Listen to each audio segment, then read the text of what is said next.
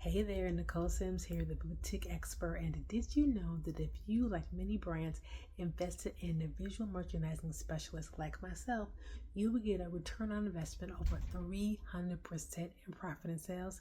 It's true. In this video, I'm going to talk to you about why it's so important for successful brands to continue to grow by investing in the visual merchandising. Stay tuned.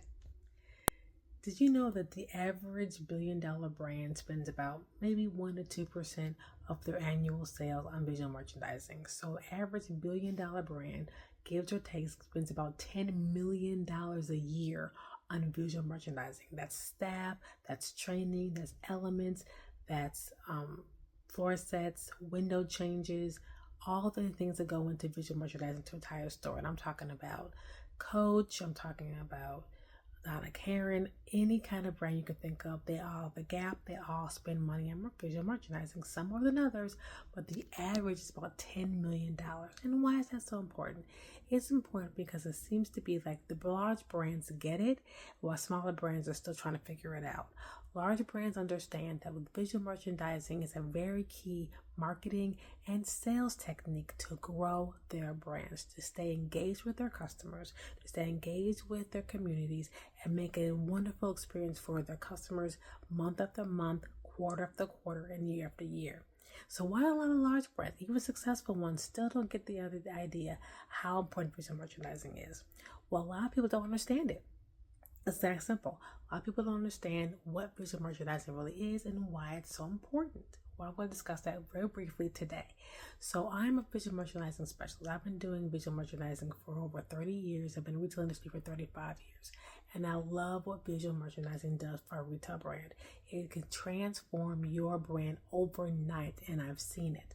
I can give an example. And one right now I can think of is when I worked at Agassi. I was a district visual manager of the South California region, and we had one particular store that was struggling to make sales, struggling to do well, and it was in a very popular mall. So the other stores around the mall had lots of traffic, had a lot of sales going on, and there's a store down the street at a different mall that was doing phenomenal business. So we couldn't figure out, why are you 10 minutes away from this wonderful bustling area and not doing well? So I was sitting down there to figure out what was going on, and the visuals were all over the place. They had a smaller store, but yet they weren't really utilizing their windows correctly. They weren't set to standard. The outfitting was horrible. They really have a flow at all to their floor set, and they really couldn't have really good storytelling throughout the whole entire store. I spent the entire day, and I mean 7 a.m. to 8 p.m. I spent there doing the whole entire floor. I did their mannequins, I redid their store, their shop, I redid the walls, their fixturing. Okay, now the store was down when I got there. And within 2 days, the DM calls me like, what did you do in that store? I'm like, wow, they're up 25% in 2 days, just based on what I did. So basically, I made it more engaging for the customer. I made it more intriguing for the customer. And I allowed the customer to shop. They can find what they wanted. They could see what they wanted. They had the storytelling right there, so they could see what was going on with the different kind of collections that they had and everything was going on. It was easy to buy. It was a great environment. People were happy. They were selling. Things were signed. People could see what things were on sale, what price points were. All these things we take for granted are really important. That could really increase your sales. And billion-dollar stores get it. Billion-dollar brands understand that in order they want to keep being successful and keep growing year after year and really making their competition really take notice, is to get on top of visual merchandising.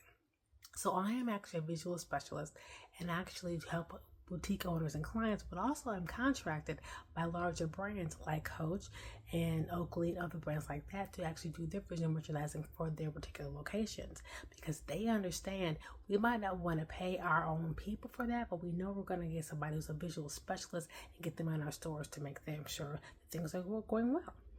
My Coach, for example, has done really, really well. I'm going to show you some examples of some of my work exactly. I'm doing 3 particular malls in this particular LA area. And ever since I've been there, I had 1 account, then 2, then 3, because Coach realized, wow, every time she goes to a store, every time she sets her floor, she spends her few hours there and really sets her stores up, our sales go through the roof. But one particular store, their sales have gone up 47% since I've been there. Another store's gone up 35%, another one the same amount ever since I've been doing my visual merchandising visits. So it's very, very important. So they understand. They saw, hey, we have something golden here. We're not going to take advantage of it. They've expanded the visual merchandising specialist they use throughout the country because they realize how really great it's doing. So why not you? Why aren't you doing these things? Why aren't you, as a successful business owner, a successful fashion brand or accessory brand, using visual merchandising to really grow your sales? Think about that. Think about how much time are you spending in training your associates, training your team? Do you have a visual team? Do you have a visual planner? Are you planning your floor sets? Are you planning your windows and your floors and your walls? When you actually buy your product, are you sitting down looking and being strategic of where it goes in your store, where it goes on your walls? Right? These are things you think about every single time you buy a collection, every single time you put something in your store. You need to be thinking about how it's going to affect my customer, where is it going to draw more traffic, how it's going to look the best, and how I can make it appealing and engaging to my customers. And are my people trained on it? All right? I talk about all this in my videos, talk about all this in my training programs, but you really have to be thinking about, if you want to stay at that $1 million mark, if you want to continue to grow, expand, you have to have a visual plan in place. You have to make sure that you understand what your visual needs are for your business and what drives sales. You understand the visual strategies. You understand the psychology behind visual merchandising. Yes, there's psychology involved. You have to understand what it goes into make people actually want to buy. What evokes emotion? What can you do to your displays? What can you do to your windows to tell those stories? So you really want to think about that, because these $1 billion brands, they get it. And not because they're $1 billion, because they understand they want to stay competitive. They want to stay ahead of the game. They want to stay growing month after month, quarter after quarter. That's what they want to do. So next in this video, I want to show you some of the things I've done in Coach to kind of show very simply what I've done and why it's so successful and so effective.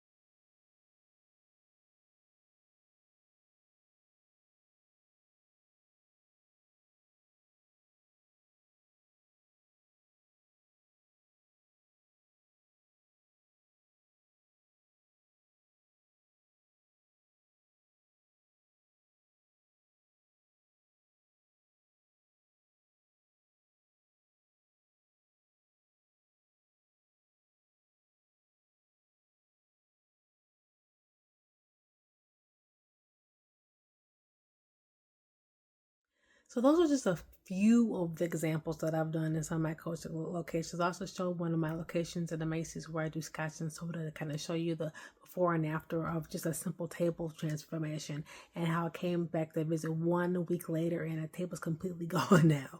So it's really, really important that you see what you can do to really elevate your experience with your customer, to really elevate what you can do in your stores. All right. So if you want to learn more, go back to the channel, subscribe, get on this train to learn how visual merchandising, as well as marketing and customer engagement and customer experience, can really grow your sales.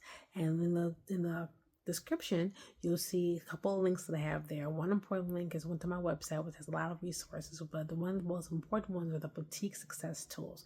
Those are really good resources to really get you down. There's a 12-month visual merchandising planner that I really highly recommend for all high achieving fashion brands.